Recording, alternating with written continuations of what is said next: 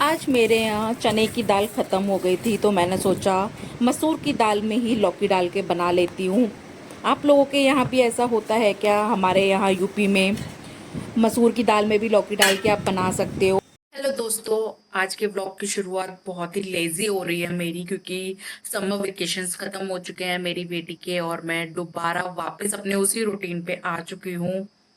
तो भाई बहुत लेजी लेजी फील हो रहा है। प्लीज़ ये ऑयली स्किन और मैसी बाल को इग्नोर करना, क्योंकि अभी मॉर्निंग का टाइम है और बहुत रश है। अभी मुझे टिफ़िन बनाना है अपनी बेटी के लिए, टिफ़िन बना के उसको पैक करना है, फिर उसको रेडी भी करना है। तो चलिए मिलती हूँ फिर थोड़ी देर बाद। आज का पूरा दिन मैं आप लोगों के साथ शेयर करूँगी, क्योंकि मैं अपने पुराने रूटीन पे वापस आ चुकी हूँ। तो मैं डेली डेली लॉन्ग ब्लॉग्स तो नहीं डालूंगी, क्योंकि मैं छोटे से सरकारी घर में रहती हूँ और यहाँ डेली डेली वही आप लोग भी बोर हो जाओगे देख देख के। डेली वही रूटीन, वही एरिया, वही सब कुछ। तो 2-3 दिन के गैप में मैं डालूंगी, लेकिन आप लोगों के साथ मैं ज़रूर बनी रहूँगी। तो प्लीज़ मेरे वीडियोज़ को देखिए, पूरा देखिए। अच्छी लगे तो लाइक करना, चैनल को सब्सक्राइब करना और एक प्यारा सा कमेंट ज़रूर करना। चलो फिर मिलती हूँ बाद में। यहाँ ना मेरे क्वार्टर के पीछे काफ़ी स्पेस दिया हुआ है खाली, तो मैंने सोचा क्यों ना वहाँ पे छोटा सा ही गार्डन बना लूँ। मेरी तबीयत ज़्यादा ठीक तो नहीं रहती है, इसलिए मैं ज़्यादा कुछ तो नहीं कर पाई, लेकिन मैंने यहाँ छोटी सी क्यारी बना के इसमें सनफ्लावर और सदाबहार के बीज डाले हुए थे। फिर मैं वापस किचन में आ गई अपना काम करने, क्योंकि भाई काम बहुत ज़रूरी है। धीरे धीरे टाइम भी निकल जाता है और मेरी बेटी के स्कूल से आने का टाइम भी हो जाता है। एक कब बज जाता है काम में मुझे पता ही नहीं चलता, तो इसलिए मैं अपना सारा काम 10-11 बजे तक करके ख़त्म कर देती हूँ। यहाँ पे मैं दाल को धुल रही हूँ अच्छे से। देखिए कितना झाग निकलता है मार्केट वाली दाल में।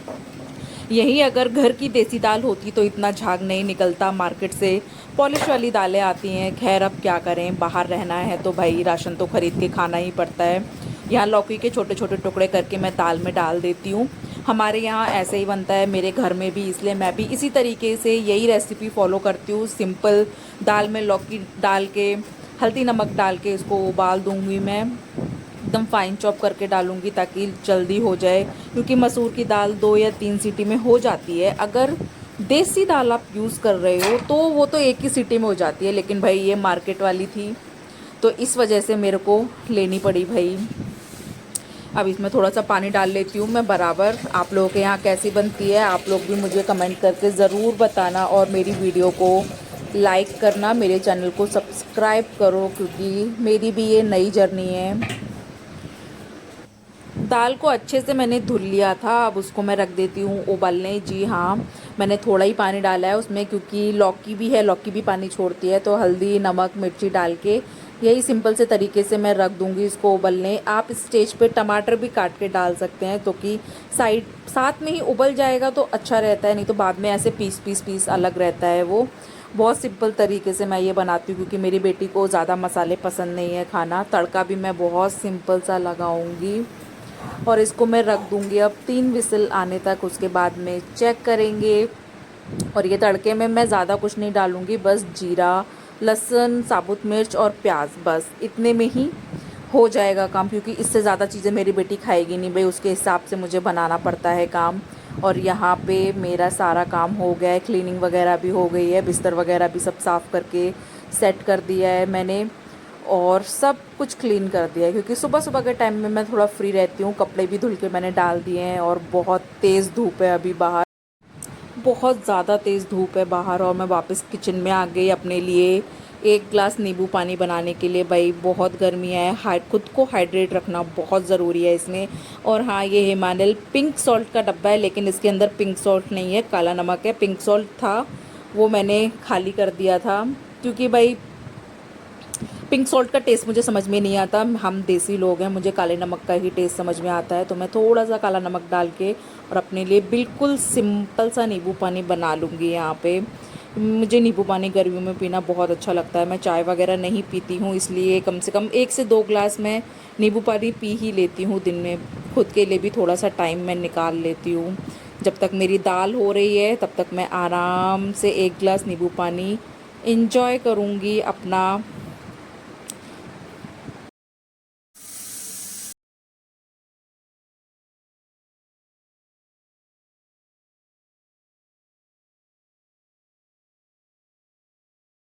और इस टाइम ना हमारे यहाँ बहुत गर्मी पड़ रही है। जी हाँ, उत्तर प्रदेश में अभी कुछ कुछ एरिया में बारिश नहीं हो रही है। पता नहीं क्यों नहीं हो रही है, क्योंकि पूरे इंडिया में तो मानसून आ चुका है, लेकिन मेरठ में लगता है अभी भी मानसून नहीं आया। और इतनी तेज़ धूप होती है ना, 10-11 बजे भी ऐसा लगता है बाहर जाओगे तो भाई सूरज देवता आपको रोस्ट करके आपका रोस्ट बना देंगे। फिर मैं आराम से अपना नींबू पानी एंजॉय करती हूँ भाई बैठ के, क्योंकि यही टाइम होता है मेरे पास 2-4 घंटे जब मैं फ्री रहती हूँ। और अभी मैंने अपने पीसीओडी के लिए भी थोड़ा सा सोचा है, अपनी डाइट थोड़ी क्लीन करने का सोचा है, वर्कआउट करने का सोचा है।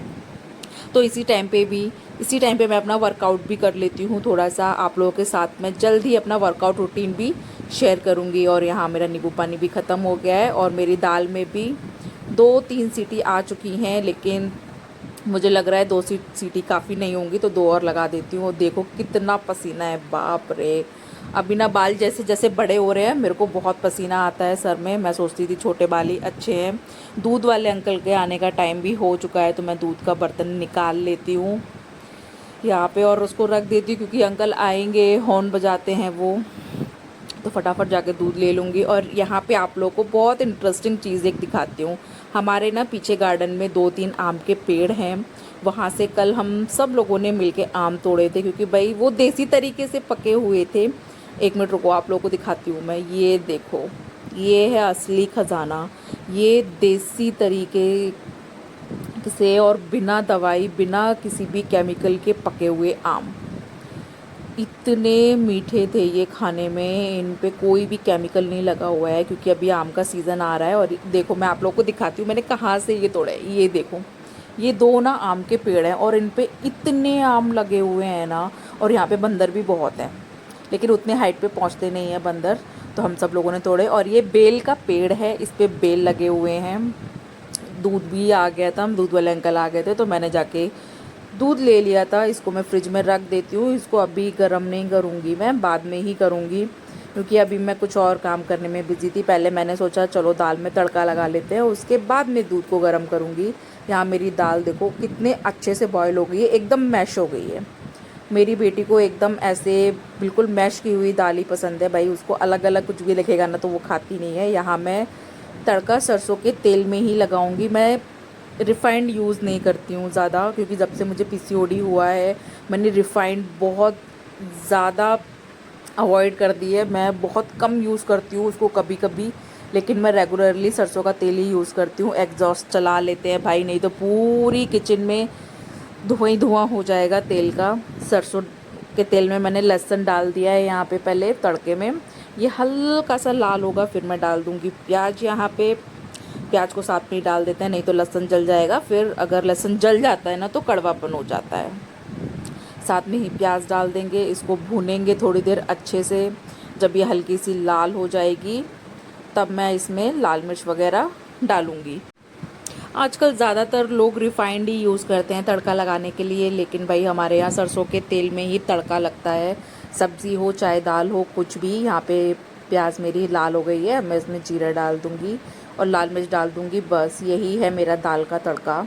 इसमें टमाटर मैंने बॉईल करते पे ही डाल दिया था और मैं हींग डालना भूल गई थी, तो हींग की डब्बी खोल के यहाँ पे हींग डाल लेती हूँ मैं, क्योंकि हींग तो मस्ट है भाई दाल में। और तड़का मेरा एकदम रेडी हो गया, बहुत अच्छी खुशबू आ रही थी किचन में। और ये दाल मैं अपनी डाल देती हूँ इसमें ना टमाटर मैंने बाद में डाला था बॉईल करते पे ही, आप लोग भी डाल दीजिएगा। मुझे थोड़ी सी गाढ़ी लग रही थी तो मैं इसमें थोड़ा सा पानी डाल देती हूँ कंसिस्टेंसी बराबर करने के लिए, नहीं तो फिर ना बहुत ज़्यादा गाढ़ी हो जाती है। और ये बर्तन भी मैं साथ के साथ ही क्लीन कर लूँगी भाई। मुझे अपनी किचन एकदम नीट एंड क्लीन चाहिए। काम करने के टाइम पे मैं साथ में ही साफ़ कर देती हूँ, क्योंकि बहुत सारी लेडीज़ों को ना ये बीमारी होती है।